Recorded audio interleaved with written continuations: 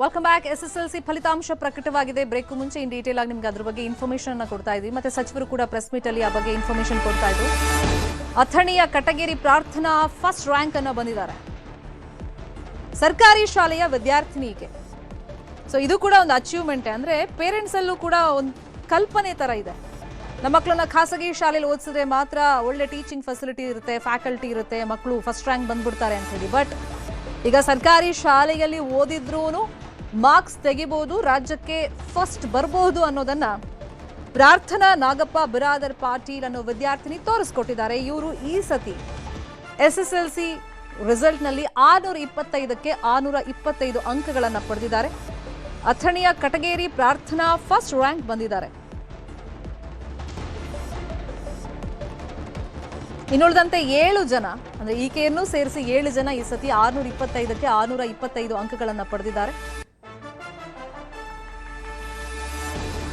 Fail ಆದವರ ಸಂಖ್ಯೆ ಈ ಸತಿ ಪರ್ಸೆಂಟೇಜ್ ವೈಸ್ ಕಡಿಮೆ ಇದೆ ಅಂತ ಹೇಳಿ ಶಿಕ್ಷಣ ಸಚಿವರು ಮಾಹಿತಿಯನ್ನ ಕೊಡ್ತಾ ಇದ್ರು. ಅಂತವ್ರು ಧೃತಿಗೆಡಬೇಡಿ, ಮತ್ತೆ ನಿಮ್ಗೆ ಅವಕಾಶಗಳು ಖಂಡಿತ ಜೀವನದಲ್ಲಿ ಬರುತ್ತೆ, ಮತ್ತೆ ಓದಿ ಪಾಸ್ ಆಗಬಹುದು, ನಿಮ್ಗೆ ಅವಕಾಶ ಇದೆ, ಯಾವುದೇ ಕಾರಣಕ್ಕೂ ಧೃತಿಗೆಡಬೇಡಿ.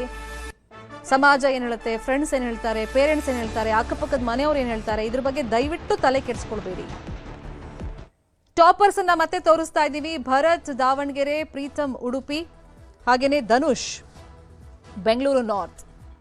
ಸೊ ಇವರೆಲ್ಲ 625ಕ್ಕೆ 625 ಅಂಕಗಳನ್ನು ಪಡೆದಿದ್ದಾರೆ. ರಾಜ್ಯಕ್ಕೆ ಮೊದಲ ಸ್ಥಾನದಲ್ಲಿದ್ದಾರೆ. ಒಟ್ಟು 7 ಜನ ವಿದ್ಯಾರ್ಥಿಗಳು ಈ ಸತಿ 625ಕ್ಕೆ 625 ಅಂಕಗಳನ್ನು ಪಡೆದಿದ್ದಾರೆ.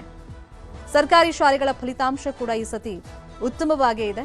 ಅನುದಾನಿತ ಶಾಲೆಗಳ ಫಲಿತಾಂಶ ಸೇರಿದಂತೆ ಈ ನಾರ್ತ್ ಕರ್ನಾಟಕ ಭಾಗದ ಕಡೆಗೆ ಈ ಸತಿ ನಾವು ತುಂಬಾ ಕಾನ್ಸಂಟ್ರೇಟ್ ಮಾಡಿದ್ವಿ, ಕಷ್ಟಪಟ್ಟಿದ್ವಿ, ಈಗ ಫಲ ಸಿಕ್ಕಿದೆ ಅನ್ನೋ ಮಾತನ್ನ ಶಿಕ್ಷಣ ಸಚಿವರು ಹೇಳ್ತಾ ಇದ್ರು. ಇನ್ನು ಬಾಲಕರು 91.94% ಪಾಸ್ ಆಗಿದ್ದಾರೆ. ಆ ಪರ್ಸೆಂಟೇಜ್ ಕೂಡ ಜಾಸ್ತಿ ಆಗಿದೆ. ಈ ಬಾರಿಯೂ ಎಂದಿನಂತೆ ವಿದ್ಯಾರ್ಥಿನಿಯರೇ ಬಾಲಕಿಯರೇ ಮೇಲುಗೈಯನ್ನ ಸಾಧಿಸಿದ್ದಾರೆ. ಸರ್ಕಾರಿ ಶಾಲೆ ಫಲಿತಾಂಶ 93%ಕ್ಕೂ ಅಧಿಕ ಬಂದಿದೆ. ಎಸ್ಎಸ್ಎಲ್ಸಿ ಮಕ್ಕಳ ಭವಿಷ್ಯದ ದೃಷ್ಟಿಯಿಂದ ಒಂದು ಟರ್ನಿಂಗ್ ಪಾಯಿಂಟ್. ಬಹಳಷ್ಟು ಒತ್ತನ್ನ ಕೊಡ್ತಾರೆ ವಿದ್ಯಾರ್ಥಿಗಳು ಕೂಡ ಓದೋದಕ್ಕೆ. ಆದರೆ ಈ ಸಂದರ್ಭದಲ್ಲಿ ಪ್ರೆಷರ್ ಅನ್ನೋದು ದಯವಿಟ್ಟು ಮಾಡಕ್ ಹೋಗಬೇಡಿ. ಕಮ್ಮಿ ಮಾರ್ಕ್ಸ್ ತಗೊಂಡ್ರೆ ನೆಕ್ಸ್ಟ್ ಆಪ್ಷನ್ಸ್ ಇದೆ ಜೀವನದಲ್ಲಿ, ಅವಕಾಶಗಳು ತುಂಬಾ ಬರುತ್ತೆ. ನಿಂದಿಸೋದು ಅಥವಾ ಅವಮಾನಿಸೋದು ಇಂಥದ್ದನ್ನ ಮಾಡಕ್ ಹೋಗಬೇಡಿ. ಮಕ್ಕಳ ಮನಸ್ಸು ತುಂಬಾ ಸೂಕ್ಷ್ಮವಾಗಿರುತ್ತೆ. ಪಾಸ್ ಆದವರಿಗೆ ಕಂಗ್ರ್ಯಾಚುಲೇಷನ್ಸ್, ಫೇಲ್ ಆದವರಿಗೆ ಇನ್ನೊಂದು ಅವಕಾಶ ಬರುತ್ತೆ. ವರ್ಕ್ ಹಾರ್ಡ್ ಅಷ್ಟೇ. ಅದಕ್ಕೆ ಶಿಕ್ಷಣ ಇಲಾಖೆ ಒತ್ತನ್ನ ಕೊಡ್ತಾ ಇದೆ. ಮತ್ತೆ ಅವ್ರನ್ನ ಪಾಸ್ ಮಾಡುವಂತ ನಿಟ್ಟಿನಲ್ಲಿ ಈಗ ಇಮಿಡಿಯೇಟ್ ಆಗಿ ಮತ್ತೆ ಮೀಟಿಂಗ್ ಅನ್ನ ತಗೊಂಡು ಅಧಿಕಾರಿಗಳ ಜೊತೆಯಲ್ಲಿ ಮುಂದೆ ಏನು ಕ್ರಮ ಕೈಗೊಳ್ಳಬೇಕು ವಿದ್ಯಾರ್ಥಿಗಳನ್ನ ಪಾಸ್ ಮಾಡಿಸೋದಕ್ಕೆ ಅಥವಾ ಅವ್ರಿಗೆ ಎಕ್ಸಾಮ್ ಬರ್ಸೋದಕ್ಕೆ. ಸೊ ಈ ನಿಟ್ಟಿನಲ್ಲಿ ಈಗ ಮೀಟಿಂಗ್ ಅನ್ನ ಮಾಡ್ತಾರೆ. ಸೊ ಈಗ ಎಸ್ಎಸ್ಎಲ್ಸಿ ಫಲಿತಾಂಶ 625ಕ್ಕೆ 625 7 ಜನ ಸ್ಟೂಡೆಂಟ್ಸ್. ಅದರಲ್ಲಿ ದಾವಣಗೆರೆಯ ಭರತ್ ಹಾಗೇನೆ ಸರ್ಕಾರಿ ಶಾಲೆಯ ವಿದ್ಯಾರ್ಥಿನಿ ಪ್ರಾರ್ಥನಾ ವಿಶೇಷವಾದಂಥ ಸಾಧನೆಯನ್ನ ಮಾಡಿದ್ದಾರೆ. ಆಕೆ ಕೂಡ 625ಕ್ಕೆ 625 ಮಾರ್ಕ್ಸ್ ತಗೊಂಡಿದ್ದಾರೆ. ಮತ್ತೊಬ್ರು ಧನುಷ್ ಬೆಂಗಳೂರು ನಾರ್ತ್, ಅವರು ಅಷ್ಟೇ 625ಕ್ಕೆ 625 ಮಾರ್ಕ್ಸ್ ಅನ್ನು ತಗೊಂಡಿದ್ದಾರೆ. ಇವುಗಳನ್ನು ಸೇರಿಸಿ ಒಟ್ಟು 7 ಜನ ಈ ಸತಿ 625ಕ್ಕೆ 625 ಮಾರ್ಕ್ಸ್ ಅನ್ನು ತಗೊಂಡಿದ್ದಾರೆ. ಮತ್ತೆ ಈ ಸತಿ ಇದು ಗೊಂದಲ ಅಂತಂದ್ರೆ ತೃತೀಯ ಭಾಷೆ ಬಗ್ಗೆ. ವಿಜಯಪುರದ ಸೌಜನ್ಯ ಬಸವರಾಜ್ ಕಂದಕೂರು ಫಸ್ಟ್ ರ್ಯಾಂಕ್ ಅನ್ನ ಬಂದಿದ್ದಾರೆ. ಅವರು ಅಷ್ಟೇ 625ಕ್ಕೆ 625 ಮಾರ್ಕ್ಸ್ ಅನ್ನ ತೆಗೆದಿದ್ದಾರೆ. ಔಟ್ ಆಫ್ ಔಟ್ ಅವರು ಕೂಡ ತೆಗೆದಿದ್ದಾರೆ. ವಿಜಯಪುರದ ಸೌಜನ್ಯ ಬಸವರಾಜ್ ಕಂದಕೂರ್ ಫಸ್ಟ್ ರ್ಯಾಂಕ್ ಬಂದಿದ್ದಾರೆ. 625ಕ್ಕೆ 625 ಮಾರ್ಕ್ಸ್ ಅನ್ನ ತೆಗೆದಿದ್ದಾರೆ. ಮುದ್ದೇಬಿಹಾಳದ ನಾಗರಬೆಟ್ಟ ಗ್ರಾಮದ ವಿದ್ಯಾರ್ಥಿನಿ ಈ ಸೌಜನ್ಯ. ವಿಜಯಪುರದಲ್ಲಿ ಆಕ್ಸ್ಫರ್ಡ್ ಇಂಗ್ಲಿಷ್ ಮೀಡಿಯಂ ಹೈಸ್ಕೂಲ್ನಲ್ಲಿ ಈಕೆ ಓದಿದ್ದು. ಅವರು 625ಕ್ಕೆ 625 ಮಾರ್ಕ್ಸ್ ತೆಗೆದು ಫಸ್ಟ್ ರ್ಯಾಂಕ್ ಪಡೆದಿದ್ದಾರೆ. ಶಾಲೆಗೆ ಒಂದು ಗೌರವವನ್ನು ತಂದಿದ್ದಾರೆ. ಇಂತಹ ಸ್ಟೂಡೆಂಟ್ಸ್ ಮೇಲೆ ಶಾಲೆಯಲ್ಲೂ ಕೂಡ ಒಂದು ನಿರೀಕ್ಷೆಗಳು ಅನ್ನೋದು ಇರುತ್ತೆ. ಆಗ್ಲೇ ಭರತ್ ಮಾತಾಡ್ತಾ ಹೇಳ್ತಾ ಇದ್ರು 620ಕ್ಕಿಂತ ಜಾಸ್ತಿ ಮಾರ್ಕ್ಸ್ ಅಂತೂ ಬರುತ್ತೆ ಅಂತ ಅಂದ್ಕೊಂಡಿದ್ದೆ, ಬಟ್ ಎಷ್ಟು ಬರುತ್ತೆ ಅಂತ ಹೇಳಿ ಸ್ವಲ್ಪ ಟೆನ್ಷನ್ ಇತ್ತು ಅಂತ. ಬಟ್ 625ಕ್ಕೆ 625 ಬಂದಿರೋದು ಖುಷಿ ತಂದಿದೆ. ಎಕ್ಸಾಮ್ ಟೈಮ್ನಲ್ಲಿ ಯಾವುದೇ ಕಾರಣಕ್ಕೂ ಟೆನ್ಷನ್ಗೆ ಒಳಗಾಗಬಾರ್ದು, ನರ್ವಸ್ ಆಗಬಾರ್ದು ಅನ್ನೋ ಕಿವಿ ಮಾತನ್ನು ಕೂಡ ಅವ್ರು ಹೇಳ್ತಾ ಇದ್ರು. 625ಕ್ಕೆ 625 ಮಾರ್ಕ್ಸ್ ಅನ್ನ ಸೌಜನ್ಯ ಕೂಡ ಪಡೆದಿದ್ದಾರೆ. ವಿಜಯಪುರದಲ್ಲಿ ಇವರು ಓದಿದ್ದು.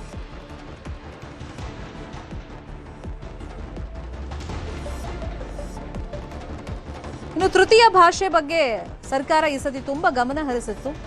ಗ್ರೇಡಿಂಗ್ ಸಿಸ್ಟಮ್ ಕೊಡಬೇಕು ಅಂತ ಹೊರಟಿತ್ತು. ಯಾಕಂದ್ರೆ ಗ್ರಾಮೀಣ ಭಾಗದಲ್ಲಿ ತೃತೀಯ ಭಾಷೆ, ಅದರಲ್ಲೂ Hindi most of the students ತಗೊಳ್ಳೋದು 80% ಫೇಲ್ ಆಗ್ತಾ ಇದ್ರು. ಹಾಗಾಗಿ ಈ ಸತಿ ಅದನ್ನು ಕಡಿಮೆ ಮಾಡಬೇಕು ಅಂತ ಹೇಳಿ ಗ್ರೇಡಿಂಗ್ ಸಿಸ್ಟಮ್ ತರಬೇಕು ಅಂತ ಹೊರಟಿತ್ತು. ಬಟ್ ಈ ಸತಿ ಅಂಕ ಕೊಡಬೇಕು ಅಂತ ಹೈಕೋರ್ಟ್ ಹೇಳಿತ್ತು. ಈ ಸತಿ ತೃತೀಯ ಭಾಷೆಯಲ್ಲಿ 17,000 ವಿದ್ಯಾರ್ಥಿಗಳು ಫೇಲ್ ಆಗಿದ್ದಾರೆ, ಅನುತ್ತೀರ್ಣರಾಗಿದ್ದಾರೆ ಅಂತೇಳಿ ಶಿಕ್ಷಣ ಸಚಿವರು ಮಾಹಿತಿಯನ್ನು ಕೊಟ್ಟಿದ್ದಾರೆ. ಇಂಥವ್ರಿಗೆ ಶಾಲಾ ಪರೀಕ್ಷಾ ಶುಲ್ಕವನ್ನು ಕೂಡ ತಗೊಳ್ಳಂಗಿಲ್ಲ ಅಂತಲೂ ಹೇಳಿದ್ದಾರೆ. ತೃತೀಯ ಭಾಷೆಯಲ್ಲಿ 17,000 ವಿದ್ಯಾರ್ಥಿಗಳು ಅನುತ್ತೀರ್ಣರಾಗಿದ್ದಾರೆ. ಸೊ ಗ್ರೇಡಿಂಗ್ ಸಿಸ್ಟಮ್ ಅಂದ್ರೆ ಇವ್ರನ್ನೆಲ್ಲ ಪಾಸ್ ಮಾಡಬಹುದು ಅನ್ನೋದು ಶಿಕ್ಷಣ ಇಲಾಖೆಯ ಪ್ಲಾನ್ ಆಗಿತ್ತು. ಬಟ್ ಸರಿಯಾಗಿ ನೀತಿ ನಿಯಮಗಳನ್ನು ರೂಪಿಸದ ಹಿನ್ನೆಲೆಯಲ್ಲಿ ಹೈಕೋರ್ಟ್ ಇದಕ್ಕೆ ಅವಕಾಶವನ್ನ ಕೊಟ್ಟಿಲ್ಲ. ಈ ಸತಿ ಮಾರ್ಕ್ ಸಿಸ್ಟಮ್ ಇದೆ. ತೃತೀಯ ಭಾಷೆಯಲ್ಲಿ ಈ ಸತಿ ಫಲಿತಾಂಶದಲ್ಲಿ 17,000 ವಿದ್ಯಾರ್ಥಿಗಳು ಫೇಲ್ಯೂರ್ ಆಗಿದ್ದಾರೆ. ತೃತೀಯ ಭಾಷೆಯಲ್ಲಿ ಫೇಲ್ ಆದವರಿಗೆ ಯಾವುದೇ ಎಕ್ಸಾಮ್ ಫೀಸ್ ಅನ್ನ ತಗೊಳ್ಳೋದಿಲ್ಲ ಅಂತ ಹೇಳಿ ಶಿಕ್ಷಣ ಸಚಿವರೇ ಅನೌನ್ಸ್ ಮಾಡಿದ್ದಾರೆ.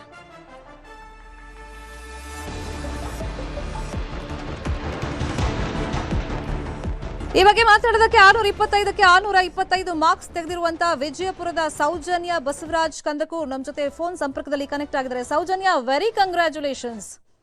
Thank you ma'am. ಎಷ್ಟು ಖುಷಿ ಆಗ್ತಾ ಇದೆ? ಯಾರು ಫಸ್ಟ್ ರಿಸಲ್ಟ್ ಹೇಳಿದ್ ನಿಮ್ಗೆ? ನಮ್ಮ ಅಣ್ಣ ರೀ. ಸೊ ಅವ್ರು ಎಕ್ಸ್ಪೆಕ್ಟ್ ಮಾಡಿದ್ರಾ ಇಷ್ಟು ಮಾರ್ಕ್ಸ್ ಬರುತ್ತೆ ಅಂತ? ನಿಮ್ಮ ಎಕ್ಸ್ಪೆಕ್ಟೇಷನ್ ಇತ್ತಾ ಎಕ್ಸಾಮ್ ಬರ್ದು ಬಂದ್ಮೇಲೆ? ಹಾ ರೀ ಮ್ಯಾಮ್, ಎಕ್ಸಾಮ್ ಹಾಲ್ ಹೊರಗೆ ಬಂದ್ಗಳನ್ನ ಕಾನ್ಫಿಡೆನ್ಸ್ ಇತ್ರಿ. ಎಕ್ಸಾಕ್ಟ್ಲಿ ಔಟ್ ಬರುತ್ತೆ, ಎಲ್ಲೂ ಏನು ಕನ್ಫ್ಯೂಷನ್ ಇರಲಿಲ್ಲ ನಿಮಗೆ? ಇಲ್ರಿ ಮ್ಯಾಮ್. ಸೊ ಈ ಯಾವ ಥರ ಪ್ರಿಪ್ರೇಷನ್ ಎಲ್ಲ ಮಾಡ್ಕೊಂಡಿದ್ರಿ? ಪೇರೆಂಟ್ಸ್, ಫ್ರೆಂಡ್ಸ್ ಮತ್ತೆ ಟೀಚರ್ಸ್ ಯಾವ ಥರ ಸಪೋರ್ಟ್ ಮಾಡಿದ್ರು ನಿಮಗೆ? ಅಂದ್ರೆ ಮ್ಯಾಮ್ ನಮ್ಮ ಸ್ಟೂಡೆಂಟ್ಸ್ ಕಡೆಯಿಂದ 50% ಅಂದ್ರೆ ಸ್ಕೂಲ್ ಕಡೆಯಿಂದ 50% ಎಫರ್ಟ್ ಹಾಕಿದ್ರಿ ಮ್ಯಾಮ್. ಅಂದ್ರೆ ಸ್ಕೂಲ್ ನಮ್ಮ ಆಕ್ಸ್ಫರ್ಡ್ ಪ್ಯಾಟರ್ನ್ಸ್ ಅಲ್ಲಿ ಸ್ಟಡಿ ಅವರ್ಸ್ ಅಂತ ಇರ್ತಾರಲ್ರಿ ಮ್ಯಾಮ್, ಅದ್ರೊಳಗೆ ಟೀಚರ್ಸ್ ಅವರೇ ಖುದ್ದಾಗಿ ಬಂದು ನಮ್ಗೆ ಯಾವ್ದು ಡೌಟ್ಸ್ ಇರ್ತಾನೆ ಸಾಲ್ವ್ ಮಾಡ್ತಿದ್ರು. ಅಂಡ್ ಈಗ ನಮ್ ಸಿಲೆಬಸ್ ಆಲ್ರೆಡಿ ಫಸ್ಟ್ ಸೆಮ್ ಒಳಗೆ ಮುಗಿಸ್ಬಿಟ್ಟಿದ್ರಿ. ಈಗ ಸೆಕೆಂಡ್ ಸೆಮ್ ಇಂದ ಏನ್ ಮಾಡಿದ್ರಿ, ಈ ಪ್ರೀವಿಯಸ್ ಇಯರ್ಸ್ ಕ್ವಶನ್ ಪೇಪರ್ಸ್ ಇರ್ತಾವಲ್ವಾ, ಅವನ್ನೇ ನಮಗೆ ಸೀರೀಸ್ ಅಂತ ಇಟ್ಟಾರ. ಟೋಟಲ್ ನಾವು 12 ಸೀರೀಸ್ ಬರ್ತೀವಿ ಮ್ಯಾಮ್, ಅದ್ರೊಳಗೆ ಪರ್ಫೆಕ್ಟ್ ಆಗ್ಬಿಟ್ಟಿದ್ವಿ. ಅವಾಗ್ಲೂ ಒಂದು ಎಕ್ಸ್ಪೆಕ್ಟೇಷನ್ಸ್ ಇತ್ತ ಸ್ಕೂಲಲ್ಲಿ ಟೀಚರ್ಸ್ಗೆ ನಿಮ್ಮ ಮೇಲೆ? ಇವ್ರು ಔಟ್ ತೆಗಿತೀಯ ನೀನು ಅಂತ ಹೇಳ್ತಾ ಇದ್ರಾ? ತೆಗಿಬೇಕು ಅಂತಾನು ಕೇಳ್ತಾ ಇದ್ರಾ? ಅಂದ್ರೆ ಫುಲ್ ಪ್ರೆಷರ್ ಏನ್ ಹಾಕ್ತಿದ್ದಿಲ್ರಿ ಮ್ಯಾಮ್, ಜಸ್ಟ್ ನಿನ್ ಕಡೆ ಮಾಡಕ್ಕಾಗತ್ತ ಮಾಡು ಅಂತ ಹಂಗ ಪ್ರೋತ್ಸಾಹ ಕೊಡ್ತಿದ್ವಿ. ಸೊ ಮನೇಲೆಲ್ಲ ಹೆಂಗ್ ಓದ್ಕೊಂತಾ ಇದ್ರಿ? ಈಗ ಸ್ಕೂಲಲ್ಲೇ ನೀವಂದ್ರಿ ಸ್ಪೆಷಲ್ ಕ್ಲಾಸ್ ಎಲ್ಲ ತಗೋತಿದ್ರು ಅಂತ, ಮನೇಲಿ ಹೆಂಗೆ ಪ್ರಿಪರೇಷನ್ ಮಾಡ್ಕೊಳ್ತಿದ್ರಿ? ಹಾಸ್ಟೆಲ್ ಇದ್ದರಿ ಮ್ಯಾಮ್. ಹೌದಾ? ಓಕೆ. ಹಾ ರೀ ಮ್ಯಾಮ್. ಸೊ ಅಲ್ಲೇ ನಮ್ಮ 11 ಫ್ರಮ್ ಮಾರ್ನಿಂಗ್ 6 to ನೈಟ್ 11 ಮಟ್ಟ ಸ್ಟಡಿ ಅವರ್ಸ್ ಇರ್ತಿದ್ವಿ.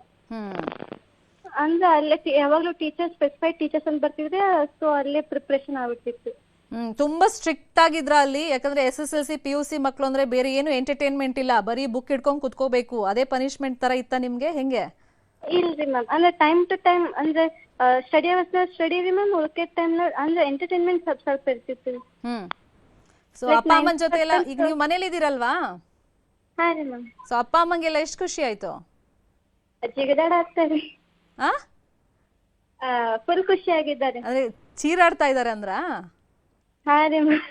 ಮನೇಲಿ ಬಂದ್ ಹೇಳಿದ್ರಾ ನೀವು ನನ್ಗೆ ಇಷ್ಟ ಮಾರ್ಕ್ಸ್ ಬರುತ್ತೆ, ತುಂಬಾ ಕಾನ್ಫಿಡೆನ್ಸ್ ಅಲ್ಲಿ ಇದೀನಿ ಅಂತ? ಹಾ ರೀ ಮ್ಯಾಮ್. ಹೇಳಿದ್ರಾ? ಹಾ ರೀ. ಈಗ ನೀವು ಒನ್ ಆಫ್ ದ ಟಾಪರ್, 7 ಜನರ ಪೈಕಿ. ತುಂಬಾ ಹೆಮ್ಮೆ ಅನಿಸ್ತಿದ್ಯಾ ಅಪ್ಪ ಅಮ್ಮಂಗೆ?